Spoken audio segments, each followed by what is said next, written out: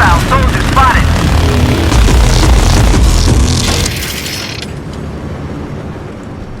Oh, that's right, viewers. Welcome. This is Windshear. Enemy AC-130 above. Straight from Call of Duty Modern Warfare 2. I know the Battlefield enthusiasts just roll in anger whenever they see the AC-130. Oh, what a terrible introduction to Battlefield genre. Welcome, guys. Glad you could join me. I've got some clips here of just a couple matches, actually. Majority of this gameplay is going to come from Final Stand, a DLC I kind of shied away from. Just kind of got sidetracked away from Battlefield at the time when this launched. Just kind of lost my interest for a little while with Battlefield, which happens with all games. But I've come back, of course, to Battlefield, as I've said in my videos here lately. And boy, what just a beautiful map. This Hangar 21, this is DLC in general. Has some helicopter gameplay there in that montage in the beginning from it as well. Great player I bumped into. He's a French player, and I mean, I was in the gunner seat there. We had a good moment there where you saw us coming up on one of the tunnel entrances to the mountain. But I really liked just how they incorporated so much verticality in these this Final Stand DLC. I mean, 5 DLCs with Battlefield 4, 4 maps per DLC. I mean, you're talking 20 maps right there, plus the vanilla maps on top of that. I mean, in this video, what I want to talk about today is just the amount of content we have gotten with Battlefield 4, and kind of take this into my predictions of what the next Battlefield 4 will be. I know a lot of people are kind of putting out their predictions on that. I want to, of course, add mine into that mix as a devout Battlefield enthusiast myself. But I mean, and also want to talk about this gameplay is just kind of recapping Battlefield 4 in general, just what a masterpiece it has turned out to be. I think, bar none, no question, the initial launch of the game was rocky, we all know that, but where the game's at now, undisputably, in my opinion, the best first-person shooter I've ever played, period, in any Battlefield history. I was there defending this game when it launched at its worst in terms of technical hiccups, so still defending it then, and I'm certainly standing by it right now, and I'm proud to say that I have stood by it all this time. I didn't invest as much time as I wanted to in this game, given all the other games that have been kind of coming and going, but I think it's safe to say a lot of those games have just been lackluster games. I don't know how many games I've bought and purchased lately and then just quickly uninstalled and just lost my investment on it. Rainbow Six Siege is a good example of that lately. I even kind of got on the bandwagon and tried out Squad. What a joke that is. A lot of guys on PC right now, and I think all the the level caps, Matimios out there, I think they're kind of stretching for content. I don't fault them for trying to find something that's decent to it's something new to their channel. I know that's what they primarily do for a lot of financial reasons. Of course I don't, but I really just don't see. I think Squad's enjoyable to watch, but it's not enjoyable play. That's just my experience. I'm just too aggressive a player for those highly tactical shooters like Rainbow Six. If you guys like that game, my hat's off to you. It's just not my cup of tea. That's why you haven't seen on my channel. And I just want to make a quick mention too about Rival X Factor. I think he's one of my favorite YouTubers out there, if not my favorite. I think his content's top notch, particularly Battlefield, and his skills are just ungodly. But I just don't know why I want to throw that all out there about the other YouTubers I watch. I'm a viewer just like you guys are, and I appreciate their content. But like I said, Rival X Factor, bar none, hands down the best Battlefield player, I think, and undisputably the best YouTuber out there. Anyway, gameplay. What are you seeing here? Again, reviewing Battlefield 4, the montage sums it up. I loved the incorporation of the commander mode. I didn't really have much Levolution in there. That's not really, again, another thing that people kind of criticize Battlefield 4 being a token type thing. I really like the Levolution, and what I'm throwing out here is just kind of the things I'm liking and I would like to see in next Battlefield adoption. But let's get to where my prediction is, because that's probably what you guys are thinking. Let's get to it, Windshear. This is why you're seeing the gameplay, because I think what you saw in the final DLC here, the Final Stand DLC with Battlefield 4, is a prelude to what you're going to see in Battlefield 5. I really do. I think that's where they're going. I think it's going to be a futuristic type shooter. Not maybe, well, yeah, I think it's going to be full-on futuristic like Battlefield. I never played it, 2142. A lot of people are saying, well, it's going to be Battlefield 2143. That's just the next number, but I think it'll probably be a different number than that. But my prediction is that, you know, with this DLC where you saw the hover tanks and the railgun there in the opening clip, I really like that railgun. Man, it's a really unique, it's a good example of how one little piece of equipment in the game can turn into literally a hot potato, because as soon as you pick that thing up, you've got everybody coming after you trying to knife you and pick that thing up. You know how many times I picked that thing up and died within, you know, 10-15 seconds after one shot, and I've got a guy coming out of seemingly nowhere to pick that thing up off my body. I don't ever see that in the gameplay. Very seldom you ever see anybody really pick up your kit, but people are out to get you with that. I really like that aspect of the gameplay where you get that really highly desirable battle pickup that everybody's fighting to get. And UCAV for the win. I know, call me a noob, call me what you want. They've nerfed the hell out of this thing, but you know what? I still use it, and it's a very formidable piece of equipment.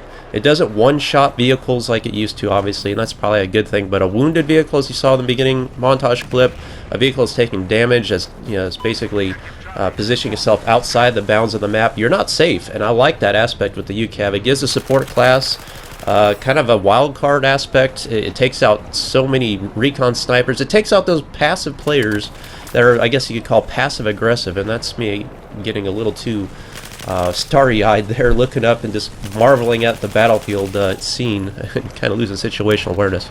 But the UCAV is an integral aspect to my player effectiveness on the battlefield. It's a wild card. You just don't see many people use it. It's a great tool for stemming those players that are very good about positioning themselves in and outside bounds. And, you know, the bush Wookiees out there, as X Factor says, I love taking out snipers any chance I get with the UCAV. But, you know, again, coming back to where I think this is going, this is, you know, the last DLC we saw, and I really think Battlefield has done it already with the, you know, World War II genre. I know the straw polls out there are really, the community for some reason, and maybe you guys can tell me why, and I failed to see it. The community, a lot of I think the hardcore community out there wants to see a World War II version of Battlefield 5 come out with, you know, the latest Frostbite engine. And I kind of just sit there and I just kind of roll my eyes a little bit, because I mean, a few years ago that genre was hit so hard, particularly with like even Call of Duty, World at War, of course Battlefield 2. I mean, it just, games came out left and right. I mean, how many times do we have to relive these, you know, these moments that you've seen in all the movies and stuff? And it's been beaten like a dead horse, and it's just personally not my. It's not something I'm looking forward to at all. So I really hope that's not the case. I mean, it's kind of maybe wishful thinking on my behalf. But again, I'm supporting it here with where I think the last DLC left off.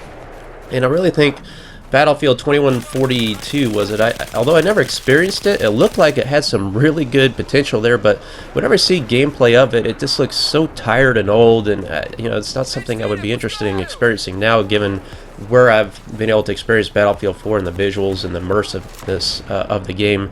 I just don't feel like it'd be worth my time to even try 2142. And I know that's only a PC version, and again, I'm still playing PC games, guys. And like I said, I even tried that squad game that everybody's raving about right now. I played Battlefield 4 on PC. I played that the other day. I tried it out on my PC rig. I wanted to get up there and see what it was like. It was really, you know, have the ability to play it essentially real close to 4K, not quite 100% 4K, but just one step below that.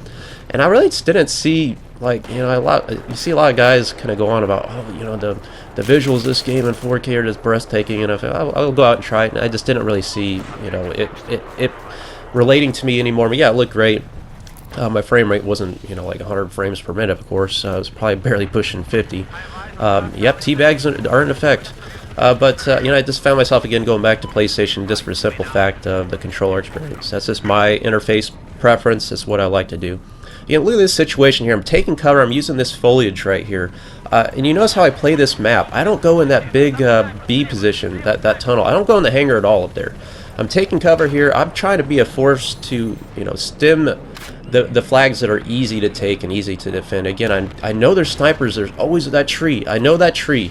no keystone points on maps. They're integral to, you know, attacking position. Snipers love that tree up there, and I'm always kind of just, even though I didn't know there's a sniper up there, I kind of had a feeling. It's a general idea.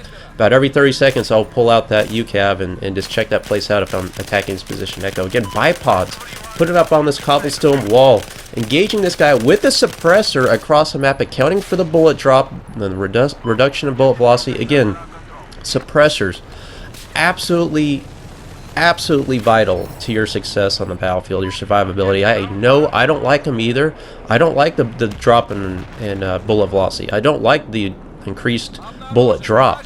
I don't like the basically the increased damage drop off. I mean, it's 3 critical reductions in your weapon's performance, but the benefits outweigh the negatives. The fact that as soon everybody in this game in Battlefield 4 is just watching that minimap like a hot, like right now, somebody just lit it up there in northeast corner, and I'm anticipating an attack. So now I'm like, oh, look at this, I got 3 guys coming over here. So as soon as people fire their gun, it gives me that huge tactical advantage that puts them at a disadvantage. I've said this so many times in all my Battlefield videos. You cannot underestimate the effectiveness of a suppressor. Put it on anything. And even these, you think, well, you know, big maps, really? You know, higher player counts? Yes. You will be surprised how often those are very important to your survivability. All right, let's move on to, I think these pretty much this last bit of footage here will be on this map. Forgive me, the map names kind of elude me. I don't know them off the fly. I could look it up here, but just all in all, just really enjoying Battlefield as a whole. It's a game you cannot deny, guys. You cannot deny that there's any first-person shooter out there right now that's better than this. And if you're not playing this, you're a fool not to. I'm not to be rude to you, or that's not a criticism of you, but you've got to understand how good this game is. Because I mean, I'm not a fanboy here. I am objective. I've played everything. I've played Destiny. I've played Rainbow Six. I've played Squad.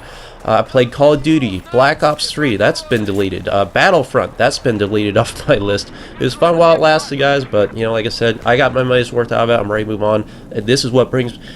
What I'm trying to say is, despite all these little releases that come and go, this has been out for years now, and there's still nothing better in this game, and it's still supported to this day by the developers. How many games are going to still be doing that here? I mean, heck, Rainbow Six can't even get a patch out for console, you know, 2 months after release. Like, what the hell is going on with that? And the DLCs are delayed. It's like, what's going on there? Again, I mean, DICE is not without its criticisms. There's no question that DICE LA is what saved this franchise. Stockholm's working on the next one. That's where I'm a little bit concerned about. I know Stockholm is I'm not criticizing them. DICE Stockholm is what made Battlefield, but you know, they got away. They had some problems with Battlefield 4, and they, as a credit to the organization, they brought in outside influences. A lot of people from Medal of Honor Warfighter. You know, that's the kind of stuff I'd like to see in the next Battlefield. I really liked Medal of Honor Warfighter. I missed that game. I really liked the game called Homefront. I really missed that game. I really like that feel of gameplay, and I feel like they're starting to bring that stuff in with Battlefield 4, as you can see here with AC-130, the railgun stuff, the battle pickups, the UCAV. That's the stuff I like. I know it's the trash a lot of the hardcore guys don't like, but again, I've always argued that Battlefield is changing, and in my opinion, changing for the better. Right now, where this game's at is really good. It's got a great amount of momentum. I really like to see Battlefield 5 incorporate some of those aspects again in a futuristic type genre of, you know, weapon customization like we saw in Medal of Honor Warfighter. Wasn't that beautiful? Remember when you picked up your gun, you set it down on the table, you could like literally physically change the magazine, the rail on it, the scopes. Again, I'd like to see, you know, of course, the camo. I'd like to see that level of customization come into your weapons with Battlefield 5, because I always argued in Battlefield 4, the weapon customization just feel really, well, like, I don't know, vanilla or militaristic, if you want to say that. I mean, it didn't feel that distinguished. I know that's a Battlefield Hardline. I'm kind of leaving that out here in all this mix. Again, it was technically, it's safe to say it's a failure. I still enjoy to play it, even though I kind of left it a scathing review in my last video. I still pop it in on occasion, have a lot of fun with it. It's just unfortunate, again, that it's pretty much dead. The community's pretty much dismissed it here. Other things I'd like to see, you know, with Homefront, God, I've always said this for so long with Battlefield. Can we just have a score-based, like, purchase-type system? This guy was a beast helicopter player. Thank you, UCAV. Can we just have like a score streak based vehicle spawn request? I love that so much with like Homefront and what's the other? Oh, PlanetSide is a game I'm thinking of too, where you know you get like these battle points. The more, you know, when you capture objectives and you get kills, and you can basically purchase a vehicle or call it an airstrike. I would really like to see that incorporated into Battlefield, and it's not like Call of Duty. Call of Duty is straight up kill streaks and score streaks like that. But I like the concept of where you can purchase something at a cost, not where you just get it based off a timer or straight up kills, etc. Again, I know it's kind of a gray area. It's bordering on Call of Duty type. It's close to that, but I'm not saying it's 100% like that. To kind of get what I'm saying. So again, love this game. It's been a great game. Appreciate your guys' support over the years. Look forward to Battlefield 5. Let me know what you guys think in the comments. Will it be a futuristic shooter, or will it be World War II again? Curious to see what you guys think. Again, if you haven't played Battlefield 4, get to it. Thanks for watching, guys. I will see you on the battlefield.